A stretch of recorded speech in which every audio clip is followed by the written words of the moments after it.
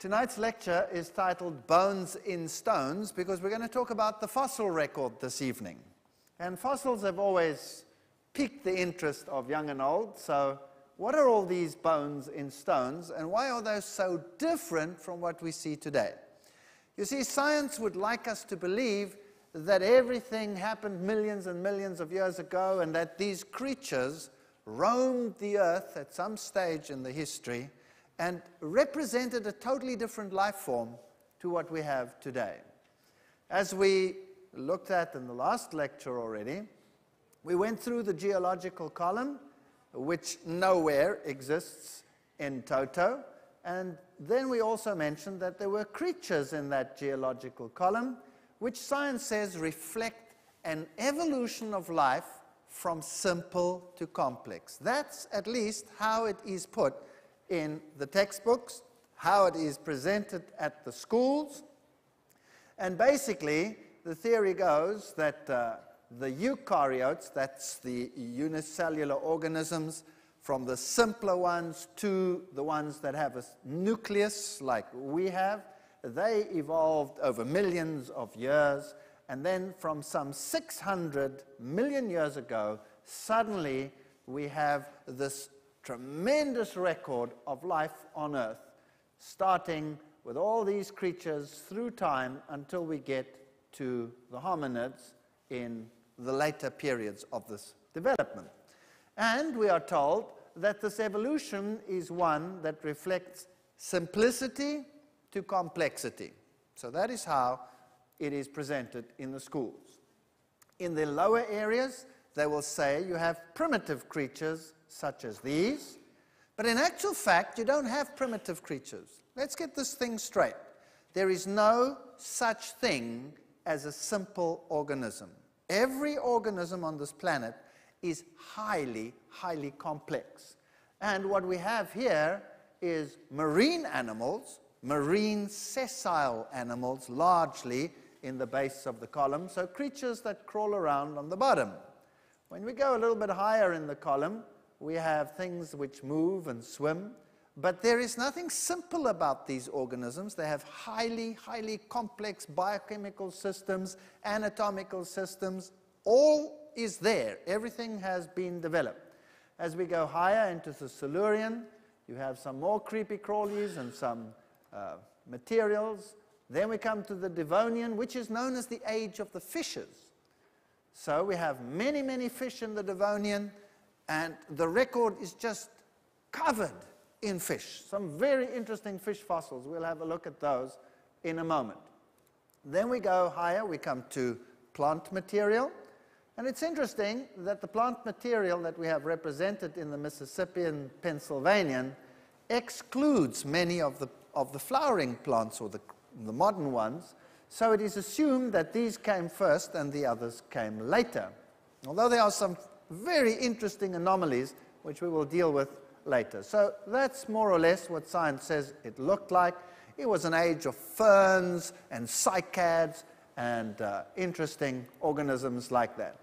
Then come the age of the larger creatures. First you went through the amphibian phase, then you come to the age of the reptiles, the Triassic, the Jurassic, the Cretaceous. Suddenly we have this blanket destruction of everything, and then comes the age of the mammals and the birds. And we are told that this is a record of how life evolved. But there's more than one way to get a record. For example, if I have a pond in my back garden, and a bulldozer comes along with a pile of mud and covers my pond from the side in some catastrophe, and at the bottom of the pond there were some plants and creepy crawlies, and then some snails on the mud at the bottom, and some goldfish swimming in my pond, and a duck on top. And if all of these were buried, they would be buried in that sequence. So if I dug them up one day, and I found the worms in the mud at the bottom, and the snails a little bit higher up, and the fish, my goldfish, preserved in mud a little bit higher, and a duck still higher, would I then conclude that the worms gave rise to the snails, to the fish, to the duck? Not necessarily, right? Mammals and birds tend to float, so there are other ways of explaining this structure that we find in the fossil record. And we don't have to go into great details. We'll see what the general picture actually is all about. So now fossils that we find determine the age as well. For example, this is the principle of fossil correlation. If I find this particular fossil in one layer at a particular place, and I find the same fossil in another area also in a layer, then I conclude that the two layers are of the same age. So how is the age of the layer determined? By the fossil that is in the layer. So this layer gets its age from the fossil, and this fossil gets its age from what? From the layer. That's circular reasoning. So it's as old as the layer because the fossil is as old as the layer, and the layer is as old as the fossil because the fossil is as old as the layer. Get it? But there's no age, so whatever age you want to put at it, well, that's fine, whatever you want. Now, even the old textbooks say, if covered by moist sediment, weathering is prevented, and for these reasons, quick burial is perhaps the most important condition favoring fossilization. Things have to be buried quickly in order not to rot away and disappear. And then also, waterborne sediments are so much more widely distributed than all other agents of burial that they include the great majority of fossils. So everything seems to be buried in water, and everything had to be buried rapidly. What buries a whale or a dinosaur rapidly, except some major catastrophe? And everything seems to be buried in water sediments, but there was no water catastrophe, no flood. Does that make sense? Doesn't really make sense. So if you have modern textbooks, you'll see pictures like this. Dinosaurs, and then there is an eruption of some volcano. These are Allosaurus and Stegosaurus walking around. They get buried, and then after a while there's some erosion that takes place, and they are exposed, and then you can find them and study them. And then this is how it happened. But this is not what we really see. What we really see is organisms washed into position by water. Now, how long does it take for something to fossilize? We've already looked at that. It doesn't take very long. Remember those teddy bears that fossilize in water that is high in the minerals that are needed for the purpose? Here is a hat. This is a miner's hat, and it's in a museum in Australia. It comes out of a mine that was vacated some 30 years ago, and it's solid stone. So it turned into solid stone in a very short period of time. All right, let's have a look at this fossil record. Here are some fish fossils, and you can see here are pretty intact fish over here, and there are sometimes huge areas covered in fish. In Africa, South Africa, we have an area which we call the Eka. It's one of these Devonian periods, and there are just hordes of these fish. What is also interesting is that many of the fish that we find are intact, but many seem to be headless. When I was a student going around looking at all these paleontological finds, I thought to myself, wow, it looks like these fish lived in the French Revolution, because most of them lost their heads. But what is interesting about fish is when a fish lies in water and is dead and is rotting, the first thing that happens is the ligament attaching the head rots away and the head drops off. Eventually it puffs up and all the scales fall off, and then it deteriorates. And in a very short period of time, that fish is gone. So we don't have fossilization of these creatures today. They just disappear and dissipate, and the bacteria and the scavengers and what have you, they come and that thing is gone. Gone. But here something happened, and many of them are perfect. That means they must have been buried instantaneously. Some of them, or lots of them, don't have heads. That means they floated in the water for a few days, not a long time, and then were buried. We find fish like these with heavy bony scales, and when we see those, that's primitive. You know, that's a pretty advanced feature, heavy bony scales. And if we look at modern fish like the sturgeon, that has heavy bony scales. So what do they say about the sturgeon? That's a primitive fish. That's a very old primitive fish. Why?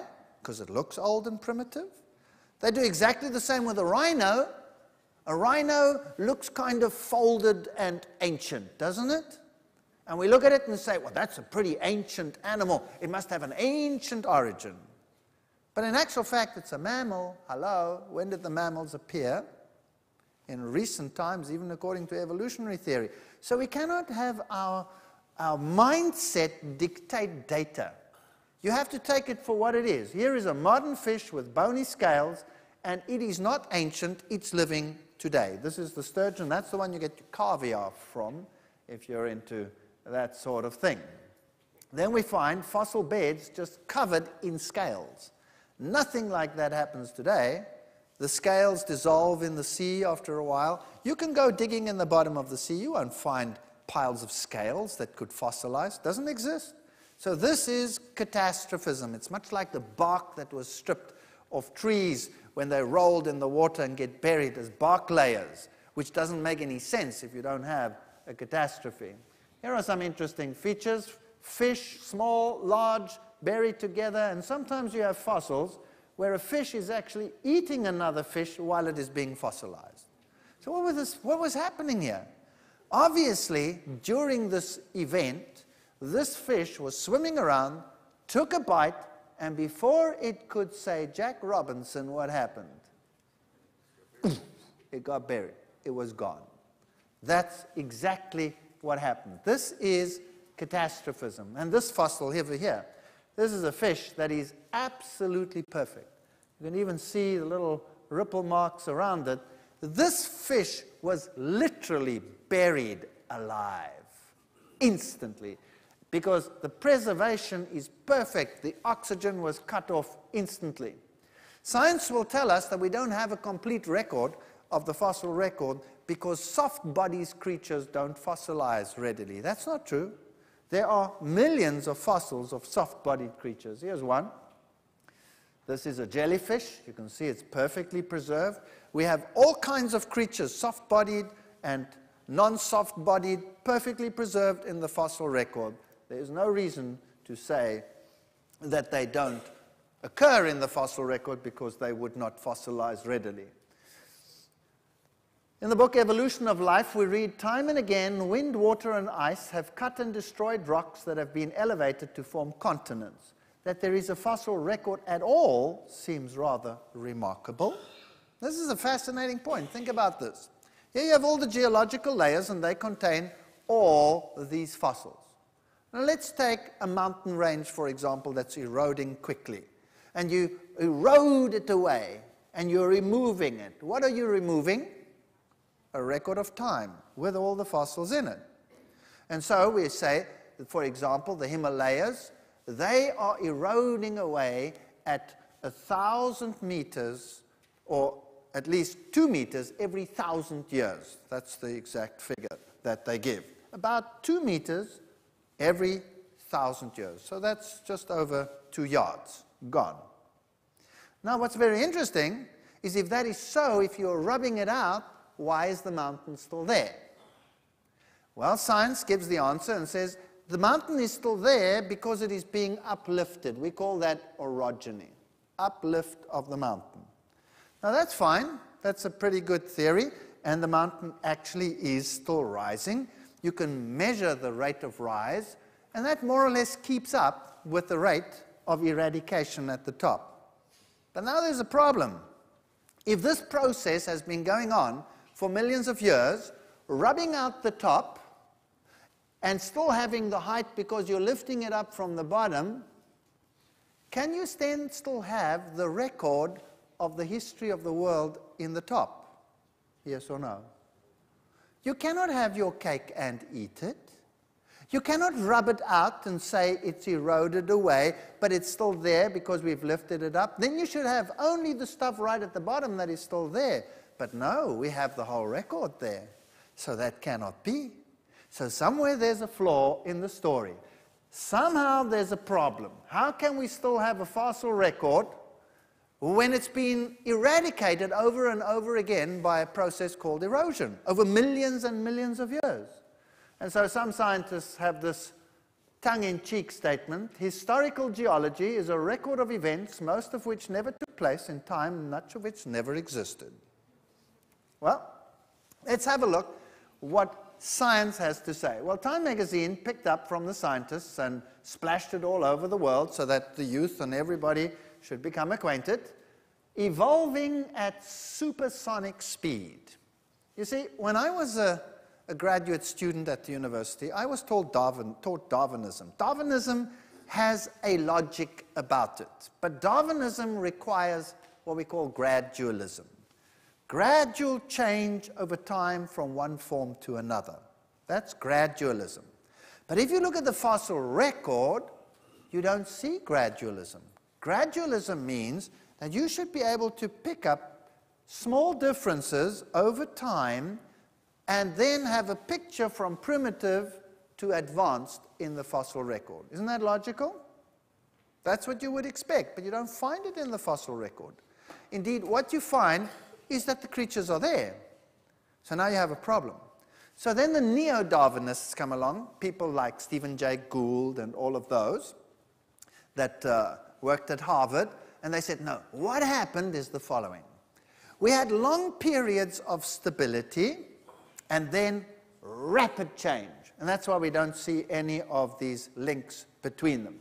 So evolving at supersonic speed. How quickly did things evolve? When life exploded. The Big Bang of animal evolution. This is now the scientific paper, and it was published in the journal Scientific American, a summary of the events as we know them today. Now, let's have a look who published this. The person here is Jeffrey Levinton, professor and chair of the Department of Ecology and Evolution at State University of New York, Stony Brook. And so he is a person who is well qualified to tell us what the state of affairs is today. So let's ask scientists themselves what the status quo is. He writes, the Kambrium explosion, that's that lowest layer where life suddenly appears, was characterized by the sudden and roughly simultaneous appearance of many diverse animal forms almost 600 million years ago. No other period in the history of animal life can match this, note the words, remarkable burst of evolutionary creativity. It's very interesting. And then he talks about the creatures that were present.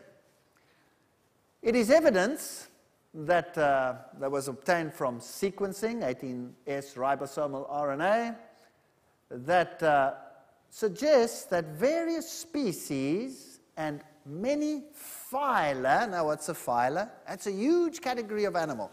For example, all the snails, all the slugs, all the marine mollusks, all the squids and the octopuses, and all of that constitutes one phylum. And then you'd have the arthropods, all the jointed-legged ones, all the crabs, all the insects, every little crayfish, all of those that walk around, that's another phylum. So these are huge categories of animals. And they're suggesting that the phyla, many phyla, appeared almost simultaneously. That means, boom, they were there. Stephen Jay Gould writes, fast turns out to be much faster than anyone ever thought.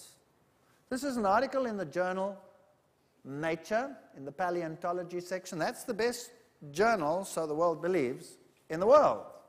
the article of it, not above it, says, older textbooks proclaim that our phylum, now let me put this into perspective, the group that we as humans belong to is supposed to be the pinnacle of evolution. Where does that fit in? Right at the end of the process, isn't that right? We should appear last, this phylum. So older textbooks proclaim that our phylum, the Chordata, did not appear until the Ordovician period, and that this later evolution must imply advanced status.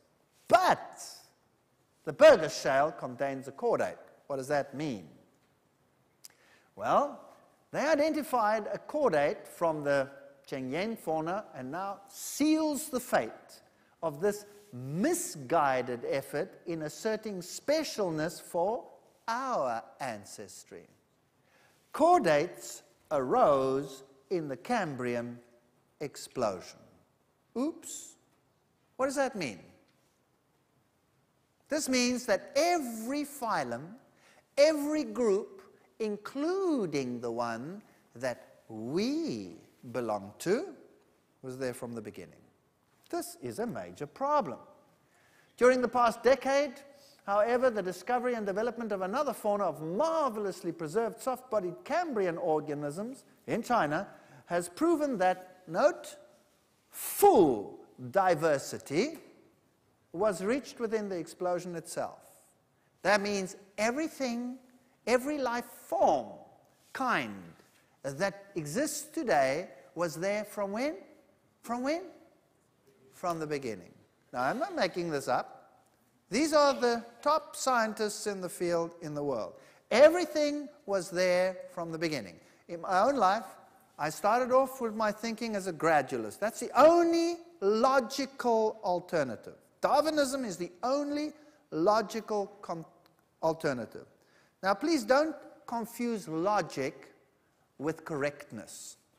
Something can be perfectly logical, but it can be perfectly wrong at the same time.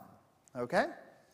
So, Darwinism is a logical alternative in science. We'll look at Darwinism and see what the flaws in Darwinism are, but everything appearing at the same time, that cannot be.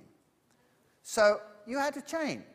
So, we became what was called punctuated equilibrianists. Sounds very nice. That means equilibrium, long periods of nothing, and then boom, punctuated, rapid change, chup, chup, chup, chup, everything's there.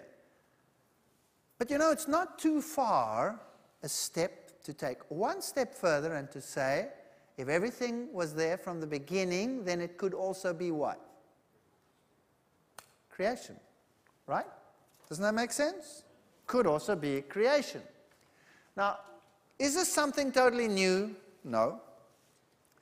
He writes, Charles Darwin faced this challenge to his gradualistic preference, things change slowly over time, with characteristic honesty, writing in the first edition of Origin of Species, strange that it disappears later, the case at present must remain inexplicable and may be truly urged as a valid argument against the views here entertained.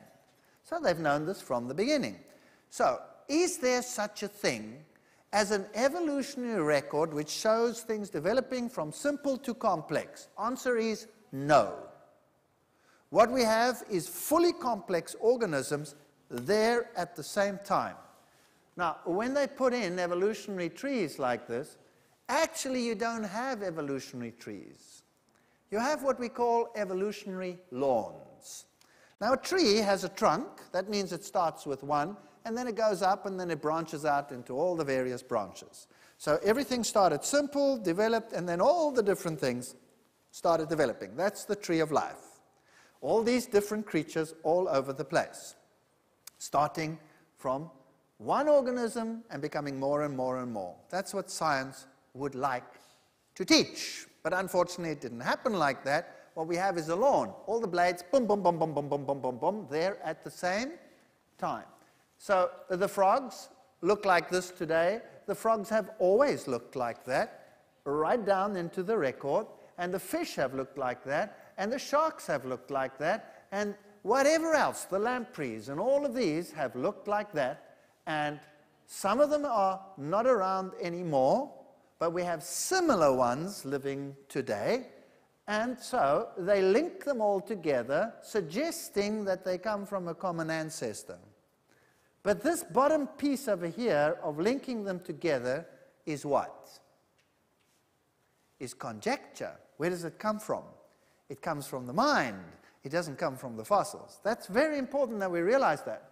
So if we look at the reptiles, the turtles, for example, you never find a half-formed turtle, or a quarter turtle, or a third turtle, or a piece of something developing into a turtle. When a turtle appears in the fossil record, it's a what? It's a turtle. Finished. If the lizards appear, they are lizards. Snakes are snakes, etc., all the way through. And the linkages are conjecture. Let's have a look at some of the criteria. Evolutionary processes require, number one, advancement from simple to complex. That would be logical, right? That's what evolution requires. Number two, evolution requires development from small to large. That's called the law of Carroll. Carroll was a scientist who said everything had to start from small and develop to large. There is no other way. That's logical. Think about it. You don't start with a rhinoceros and end with an amoeba. You start with an amoeba and you develop all the way up to the rhinoceros. That would be logical. Is that correct? So that's a perfectly logical assumption that you would make if evolution was correct. And also, if life started somehow fortuitously somewhere on the planet, suddenly it was there, then there would have only been one. And eventually they could have become more and more and more and more and more if the theory is correct. So we start with low diversity to high diversity. That's logical. That's what you'd expect. But what do we have? No, we don't have that at all. We have irreducible complexity. Suddenly they're there. Boom. And some of the features in what we have cannot be simplified. They will not work if they are simplified. So they have to be complete. Everything has to be there. Boom.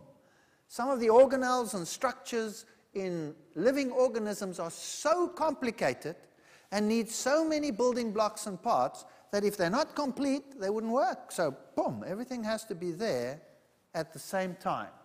So we don't have advancement from simple to complex. Everything was always complex. Do we have small to large? No. If we go into the past history, everything was bigger and larger and more magnificent than it is today. Today we have but a fraction of what used to exist in terms of size and in terms of diversity. We have reverse diversity. We would expect low to high, but we find far more creatures in the past than exist today. In fact, we only have a fraction left of what used to live. So we find exactly the opposite to what is to be expected. Well, that's a problem. As Gould, in his article, Return to Hopeful Monsters in Natural History, now these are the top scientists. Stephen Jay Gould is dead now, but still, his work lives. The family trees that adorn our textbooks are based on inference. They come out of the mind, however reasonable, not the evidence of the fossils. So Darwin's theory of this is what we would expect is logical if it were true. But we don't find that. We find exactly the opposite. And the family trees are based on inference. So when you go into the fossil record and you look at the evolution of the horse, this is how it's depicted. So you go from this tiny little creature, which used to be called Eohippus, or it used to be called Hyracotherium, and then they changed it to Eohippus, develops all the way through to the modern horse. And this strange little one down here, Hyracotherium, is depicted like that, but its name was Hyracotherium because it looked like a hyrax, a rock hyrax. In fact, it was nothing other than a type of rock hyrax. Then if we go to the other creatures all the way up, and to the horses, they arrange the horses from small to large. That's logical, but is it necessarily right?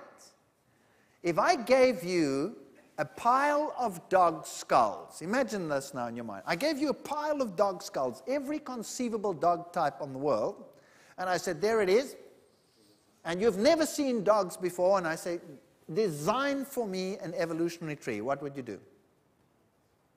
What would you do? You would arrange them from what? From small to large. So the Chihuahua would be right at the bottom. Yep, yep, yep. There he is. And then how would you develop your tree? What would you do? Well, you would put all the creatures that had sort of flat, stocky bills, flat faces, you'd put them on the one branch, isn't that right? So you would have your bulldog and your pug and all of those on the one side, and the boxer arranged on the one side. And in the middle, you'd have the sort of in-between, sturdy ones. And on the right, what would you have? Something like the lean, sort of slim, long machines, the whippets and the Afghans with their long snoots. And you'd have a beautiful tree. And it would be perfectly logical. Would it be right? No, it would be absolutely wrong. Why?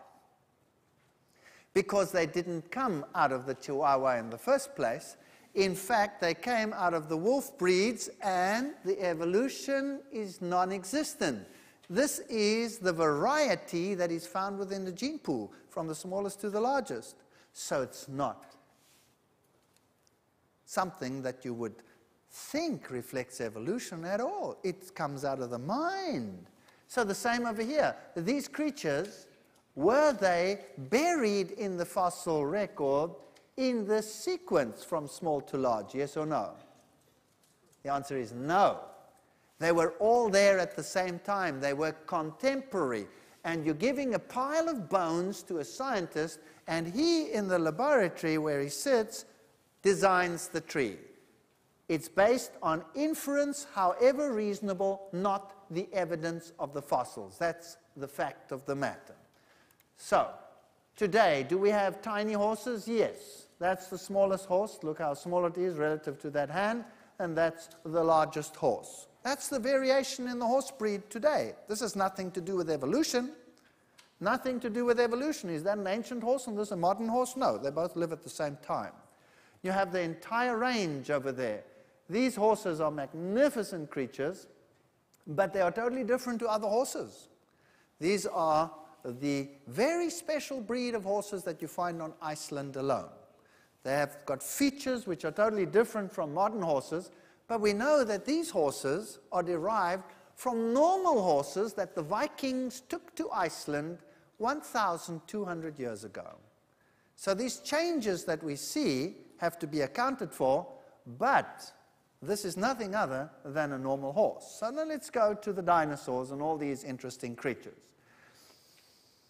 Well, here was an article in Time magazine about dinosaurs. Surprise, just about everything you believe is wrong. Well, that's nothing new. What did they look like? What were they? Did they give rise to birds, as is being told in the world today? Here's a sort of artist's impression of the Mesozoic period with all these creatures running around. Did they die in hot water? How did they die? Why did they only exist here in the Triassic, Jurassic, and Cretaceous? Why are they gone now? This is a typical tree of the dinosaur evolution, starting with the amphibians, and then how they all evolved, and there are all the modern ones sitting on top of the tree. Is this true, or is this conjecture? What is it? It's inference, conjecture, but it's not based on the fossils. So how did they get that?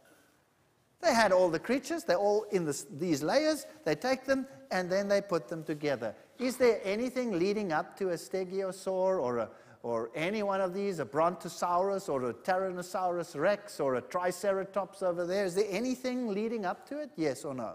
No? When they're there, they're there. That's it. That's what you got. Everything's finished and ready. See, here in your country, the great formations are the Morrison Formation, where you have many, many dinosaurs, but you have a selection. You have largely one, Allosaurus. Where's the rest? And he was supposedly a carnivore. What did he eat? Why aren't those fossilized as well? There are strange assemblies of fossils. And then if you look at them, these creatures are orientated in the direction of stream flow. There's an Allosaurus for you. Or this one over here, the terrible Pterosaurus rex. Now, what happened to him? Was he a vicious, vicious carnivore? What did Jurassic Park do with this creature? Everybody was running around screaming in fear. Is that correct? Because this vicious carnivore was going to destroy everything in its path. Why is it a vicious carnivore? Because of its teeth, right? Now, if you look at this creature, then you have to remember a few things. This was a giant animal walking on two legs with tiny little hands in the front. If it had to catch something, with what would it have to catch it? With its front little paws, and it would have to bend down and try and catch it with its mouth while this creature was trying to run away. Now, there's a law in science which determines what can be a carnivore and what cannot be a carnivore. You see, an elephant would make a very poor carnivore. Why? Because it is too huge, it is too bulky, it has too much momentum when it is running. Can you imagine an elephant trying to catch a gazelle? And the gazelle is going, the elephant's going, and the gazelle goes, and the elephant goes, for another 5 miles, makes a U-turn and tries to come back. Forget it, they will be useless as carnivores. So what do? They eat plants.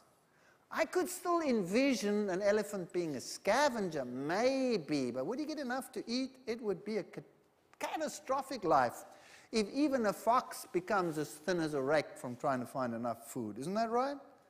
So large animals like these, just by sheer body mass, would be relatively useless carnivores. And then those teeth are in very shallow grooves. So they are good for crushing, like shredding machines, crushers. But holding on and ripping out, well, you could end up without teeth, you know. It would not be very effective.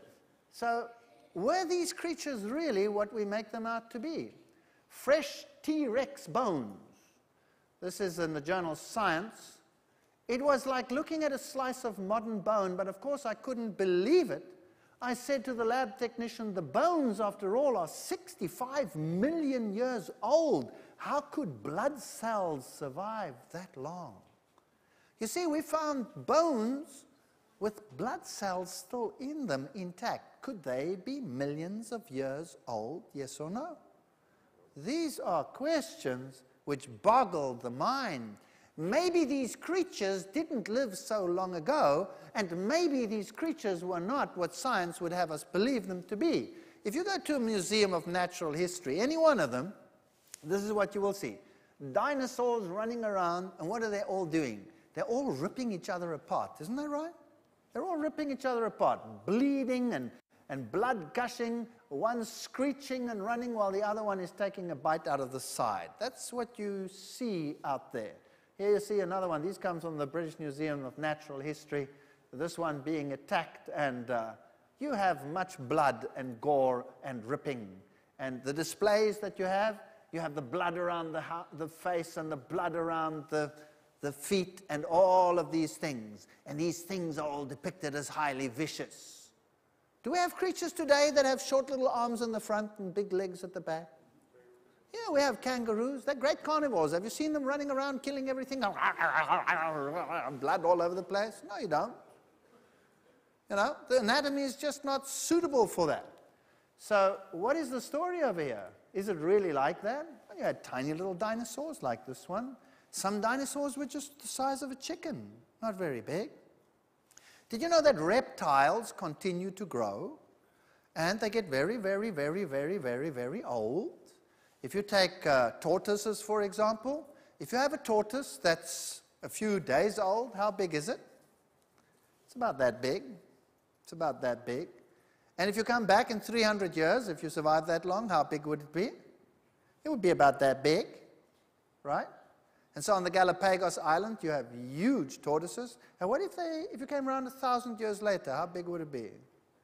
Whew, a pretty big thing, right? And we have some very amazing creatures today.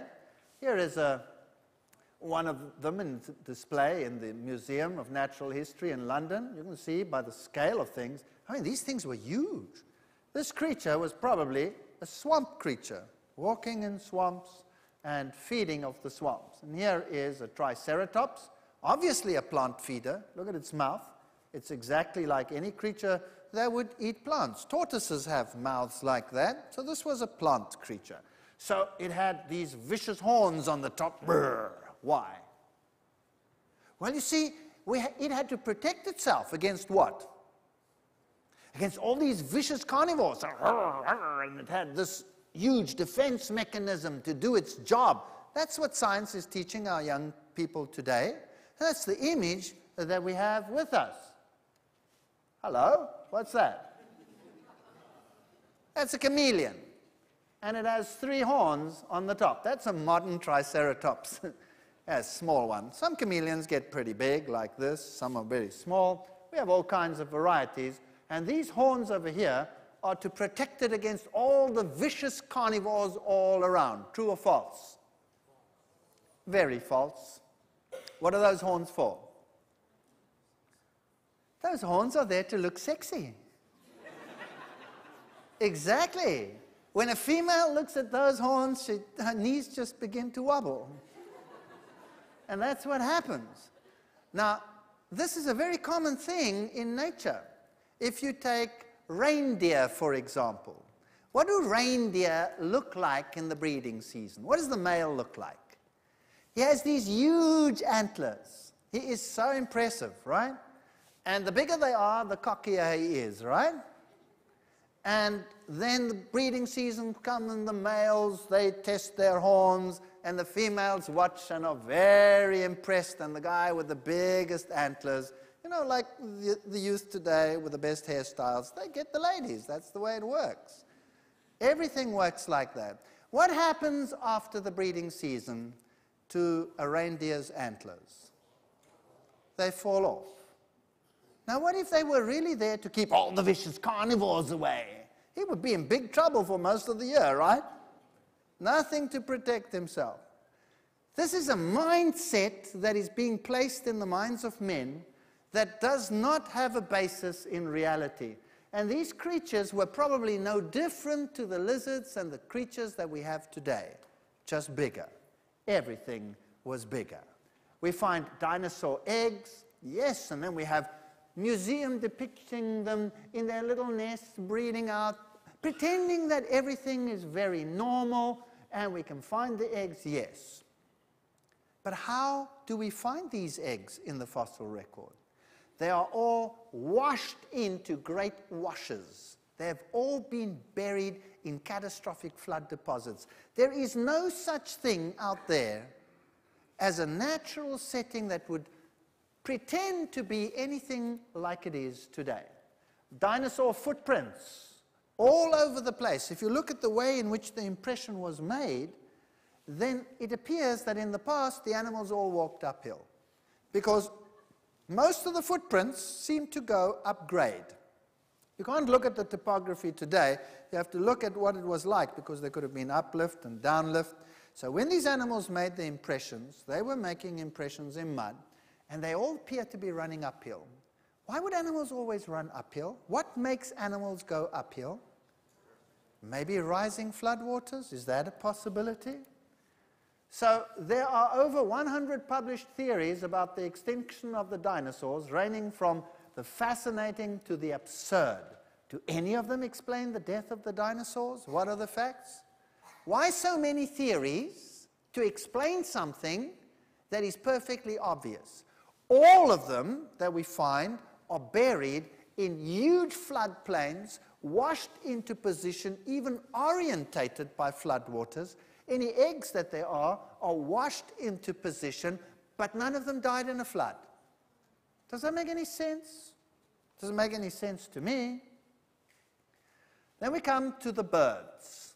But the birds, that's a topic on its own. So we'll leave that for the next session.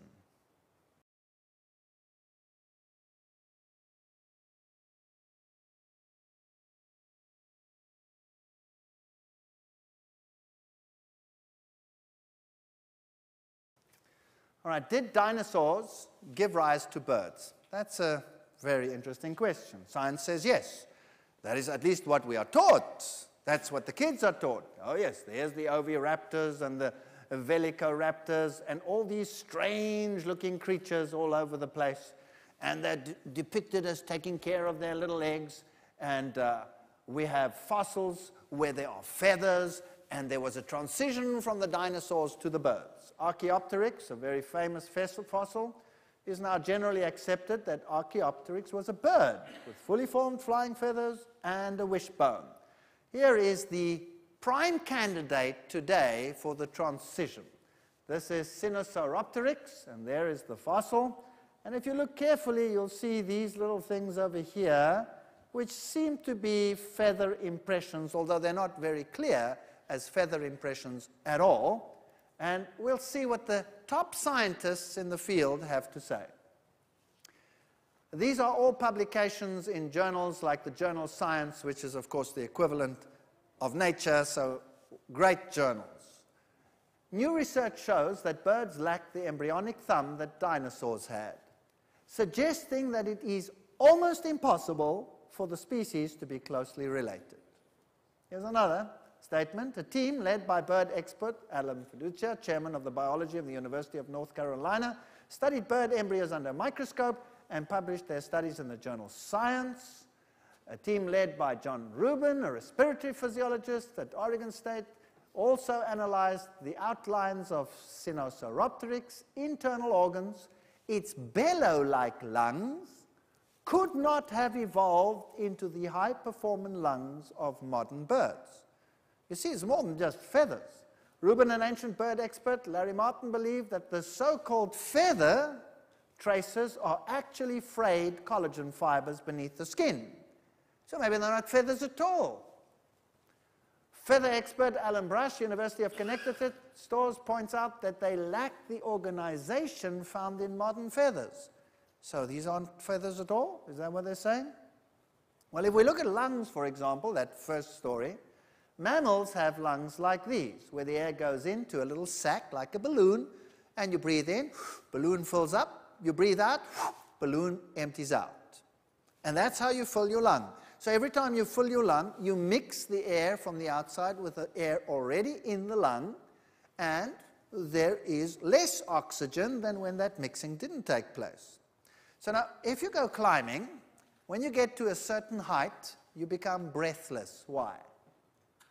Well, the air gets thinner, there's less oxygen, and you're battling, and you're mixing. So if you go to the top of Mount Everest, what do you have to take with you to survive? Oxygen bottle. You have to take an oxygen bottle. And then you stand up there with your oxygen bottle and try and survive. And while you're standing and looking at the view, you hear quack, quack, quack, quack, quack, quack, quack, quack, quack, quack, quack, quack, quack. And what flies overhead? A bunch of geese. And you think, what have they got that I haven't got? How come they can be up there and I can't be up there? Well, you see, birds have different lungs. They don't have these air sacs where there is a mixing of the air. Like in our case, birds have a bunch of sacs before the lungs and a bunch of sacs after the lungs, and the air passes straight through in little tubes. So the anatomy and the physiology is totally different in a bird lung to what it is in a reptile lung or a mammalian lung. So the one could never give rise to the other. And also, feathers are highly complex structures that could never develop incrementally to be efficient. They would have to be there, fully formed, or be useless for flying, or one of the two. So here you have huge problems in the physiology. Here are some more statements. Stors Olsen is creator of birds at the National Museum of Natural History at the Smithsonian Institute. And he wrote a response to a National Geographic article which just plasters it across the world that it's a fact. Birds came from dinosaurs. Listen to what this expert has to say to them. The feathered dinosaur pictures are simply imaginary and have no place outside of science fiction. Are you ever told this at the school level, yes or no? No. Nobody hears this. You only hear one-sided propaganda. In fact, that is unfair science because it's based on a lie. The idea of feathered dinosaurs and the theropod origin of birds is being actively promulgated by a cadre of zealous scientists acting in concert with certain editors at Nature and National Geographic. So there seems to be an agenda in the scientific world, who themselves have become outspoken and highly biased proselyters of the faith. Truth and careful scientific weighing of evidence have been among the first casualties in their program, which is now fast becoming one of the grander scientific hoaxes of our age, the paleontological equivalent of cold fusion. There's no such thing. And yet, our children are being subjected to it every single day.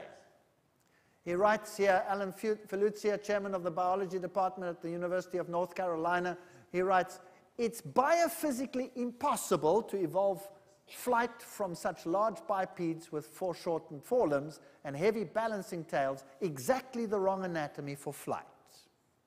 The theropod dinosaur origin of birds, in my opinion, will be the greatest embarrassment of the paleontology of the 20th century." Do you think science will heed it? I doubt it.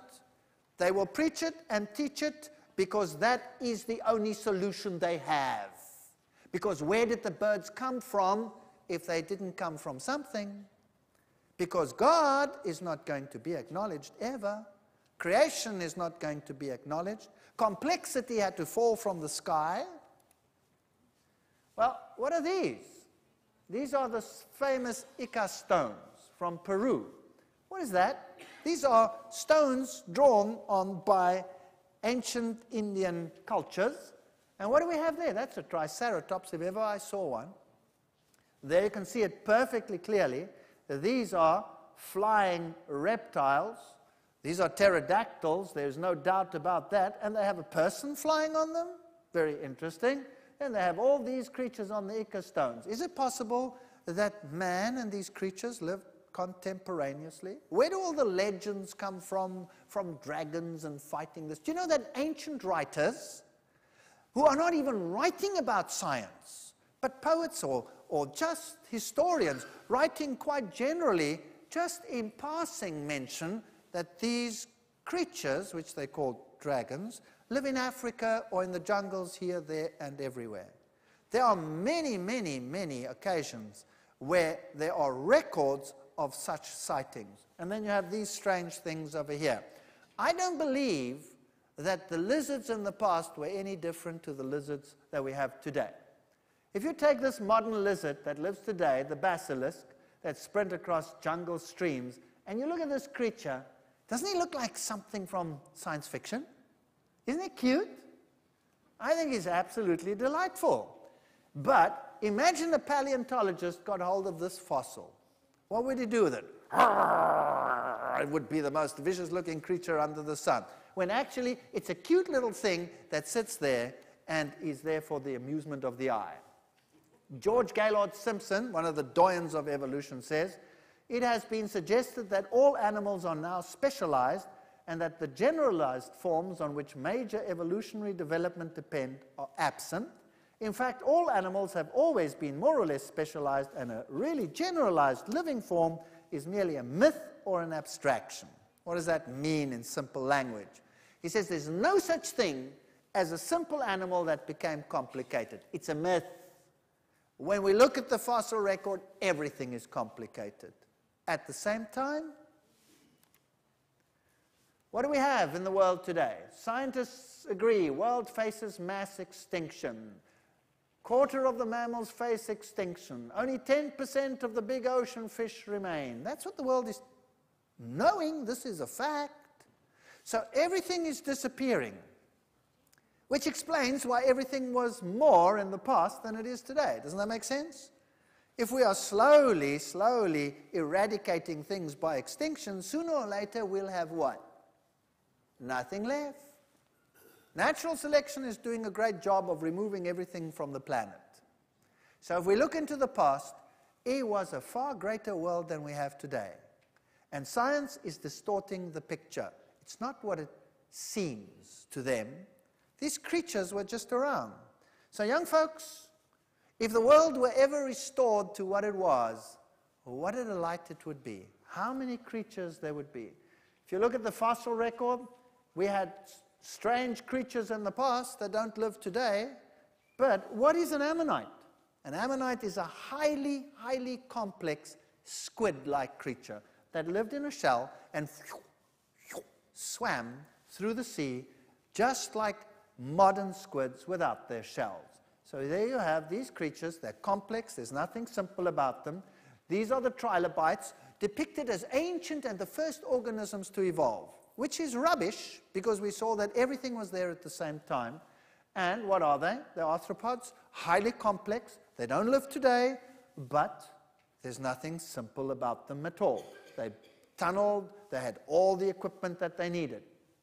This is Nautilus, ancient so-called living fossils. That's the living form. That's the fossil. They were identical. Nothing has changed.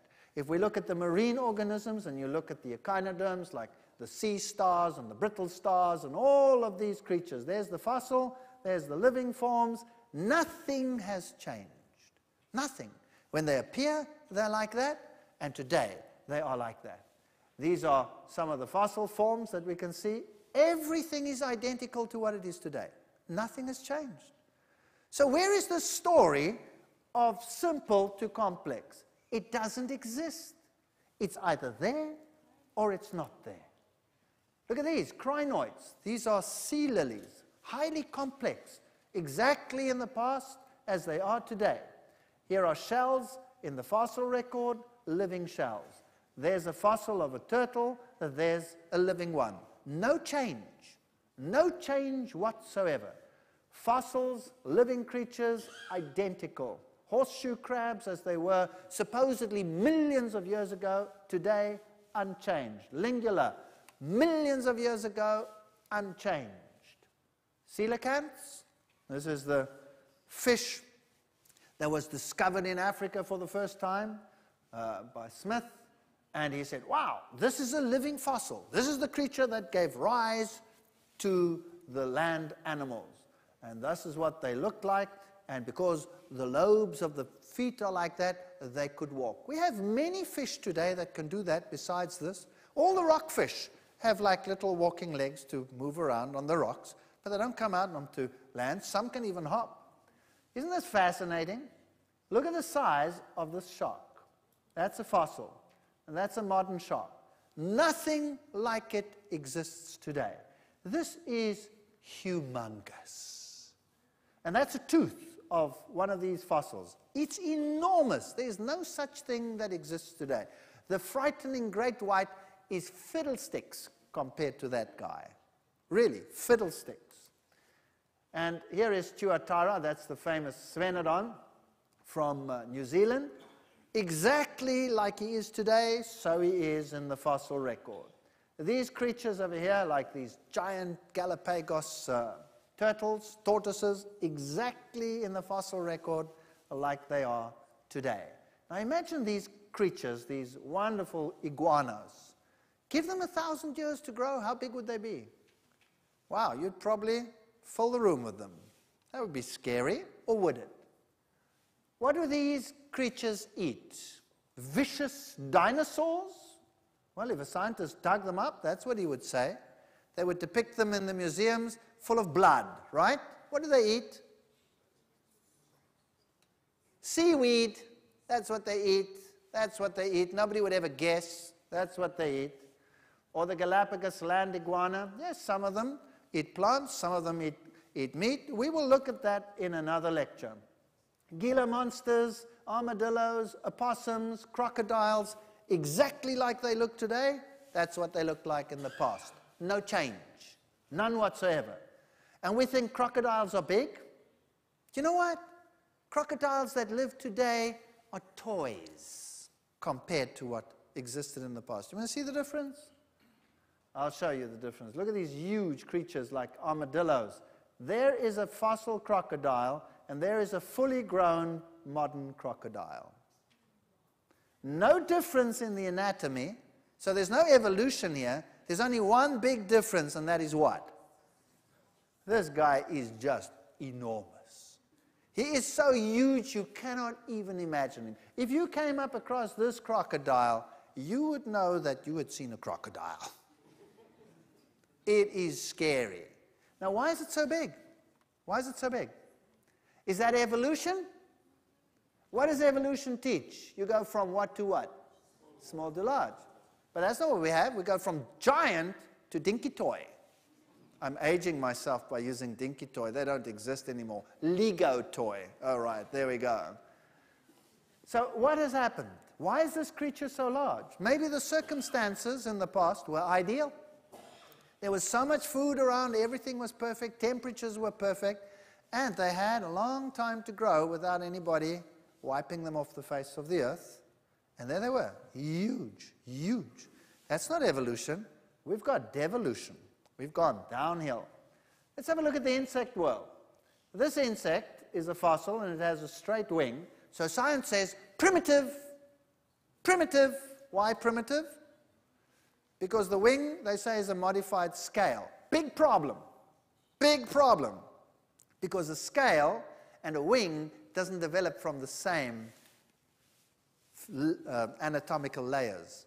Big problem. You cannot have the one developing out of the other. But besides that, they have to get the wing somewhere, so it's a modified scale.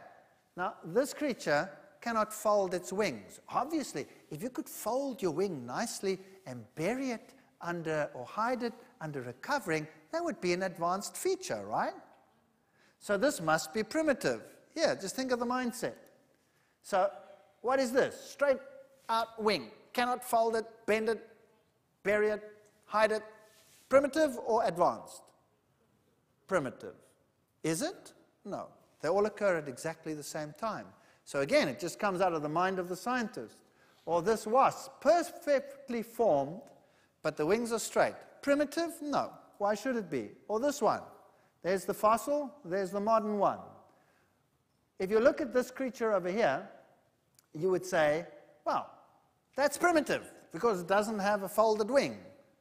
Did you know that scientists use the dragonfly to develop the helicopter? And the helicopter cannot do a fraction of what this creature can do. This creature can go whatever it wants to do. It's magnificent. The design is absolutely astounding. We cannot even copy it. It's so perfect. But it's primitive. Why? Because the wings are straight. And if you can fold your wings like this one, like a beetle wing, that's advanced. Then why do the beetles and the dragonflies occur in the fossil record at the same time? Or what about this problem? Why do we find bees' nests in the fossil record long before there are flowering plants? What do they eat? Wait for 50,000 million years to get something to eat? I think there's a problem there. Here's a praying mantis, and there's a fossil. Unchanged. Nothing has changed. Here you have an eye of an insect. One of the most intricate structures known in the world today. The eye, of course, works totally different to ours. Our eye already is a nightmare to evolutionists. But this eye is even more of a nightmare because it's made up of perfectly shaped little mirrors, and each of them has to be absolutely perfect to work. You cannot get this to improve over time, and there are hundreds of these reflecting the light absolutely perfectly. In fact, NASA used this eye to design the mirrors in the reflecting telescopes that they use in space. They used this as a model. It's absolutely perfect. How did it come into being? Just like that? Because there's no incremental way in which it will work. It's either there or it's not. And do we have any evidence in the fossil record that there has been an evolution of the eye? No. Here is probably the most ancient insect that you can look at, and there's the eye. This is in amber. This is a fossil. Perfect. Perfect. No change. Here's another insect in amber. They're unchanged. Here's a cricket in amber, unchanged. There is no evidence out there for any change. There's an ant. No wonder this ant is saying to this ant, I can't believe it, Fred. 60 million years since I've seen you, and you haven't changed a bit. So, is it true what science is telling us, that we evolved from simple to complex? Is it true? No. The scientists themselves say everything from the beginning has been complex. There's no simple to complex. It doesn't exist. Is it true that we went from small to large? No. We went from large to small. So did we go uphill or did we go downhill? We went downhill. Is it true that we went from low diversity to high diversity? No. Extinction is removing more and more and more and more and more from the planet, and scientists out there in the world are screaming and saying, if we don't stop this, we'll have nothing left. We went from high diversity to low diversity. Is it true that the animals appear gradually over time, or do they appear suddenly? What does the scientific evidence say that we discussed over here? It appeared suddenly at the same time. Now, you think about these things. I'm not making this up. I used to be an evolutionist. I used to believe in evolution. In fact, I hated God. I wanted nothing to do with God. And I had no option but to be an evolutionist because I left God out of the equation. I had no option. And so I wasn't being a hypocrite. I just was looking for a solution, and that was the only option available. Even as an evolutionist, I had to change from gradualism to equilibrianism, punctuated equilibrianism. Why? Because the fossil record didn't tell me what it should be telling me. It just didn't do it. It cannot do it, as you saw from the scientific quotes themselves. I had to change. So what's the big deal? If everything was there from the beginning, there's no difference between that and creation, except that you've left out what? God. That's it. That's the only thing they've left out. God. They're calling it sudden burst of evolutionary creativity, and they've just left out God out of the equation. That's it. So, is there a God or is there not a God? Well, you decide. This is the Welwitschia. Welwitschias are plants that just don't die. They just grow and grow and grow until they are very, very, very old. So we have giant Welwitschias in Namibia, in the deserts, and they tell us something about how long things have been around. If you go to the oldest trees in the world, the bristlecone pine is famous for it. The oldest ones around, how old? Well, the oldest Welwitschia around is between 4,000 and 5,000 years old. The oldest bristlecone pine, how old is that? Between 4,000 and 5,000 years. Some years ago they said, ooh, 6,000. But then they realized that they were not dealing accurately with the ring structures, and so today everybody agrees 4,000 to 5,000 years. That's it. Or if you go to the Redwood National State Park, what do you find? Giant trees, huge ones. And these are first-generation forests. You see, this tree is amazing because its bark is fireproof. So even if a fire sweeps through the forest, the trees survive. It's a first-generation forest, so there's nothing that was there before. How old are the oldest ones on the planet? Between 4,000 and 5,000 years. If you look at the river systems in the world, you have a Mississippi River over here. It comes down and it deposits whatever it deposits in the Gulf of Mexico, and there is no subduction there. The mud is not being taken away. It's all nicely enclosed. So whatever the Mississippi has brought down is where? In the Gulf of Mexico. The same with the Nile. Whatever the Nile has brought down, where is it? In the Mediterranean. And so, if you look at the mouth of the Nile, you'll have a huge delta where all the silt that has come down over the eons has been deposited.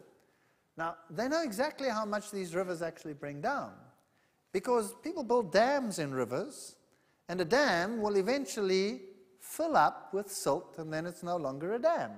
It gets useless. So they have to work out whether it's economically feasible to build a dam like that.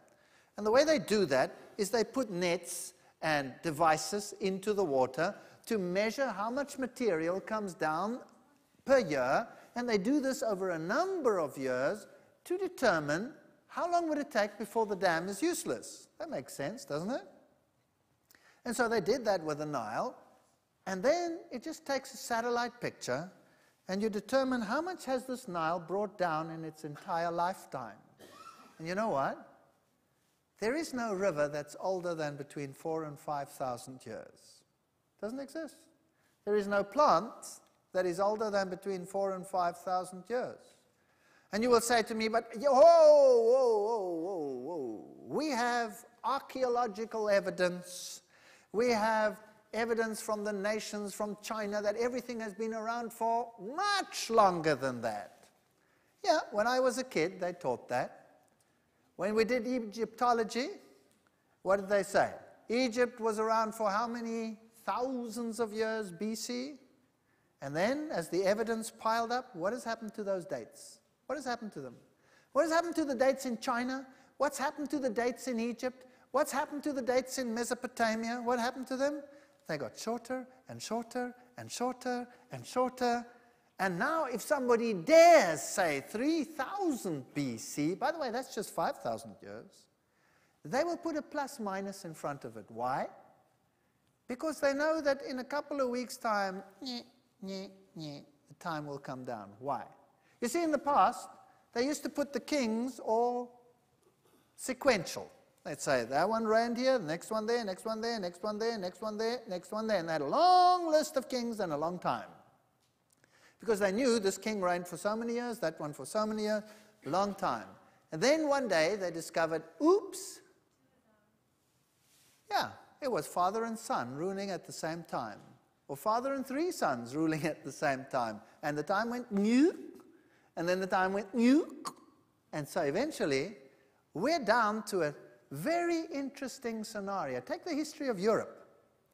Man, if we've been around for millions of years, why can't we only trace the history of Europe to a few decades, centuries, perhaps a millennia or 2 BC? Nothing there before. England, there was nothing on that island 2000 BC, nothing happening. So really, we're dealing with very interesting phenomena. And these trees, yes, they're huge. You can drive a car through them. But the bottom line is, everything appeared at the same time. Everything was fully formed. There is no evidence of change from one form to another. There is top-level scientific evidence that one form did not give rise to another, as they teach in our schools every single day.